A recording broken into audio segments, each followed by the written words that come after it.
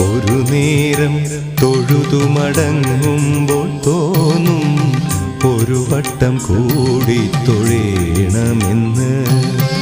ഒരു വട്ടം കൂടി തൊഴുമ്പോഴും തോന്നും ഇതുവരെ തൊഴുതത് പോരെന്ന്. അകതാരിൽ നിറയുമീ അനുപമ നിർവൃതി ഗുരുവായൂരമ്പലത്തിങ്കൽ മാത്രം.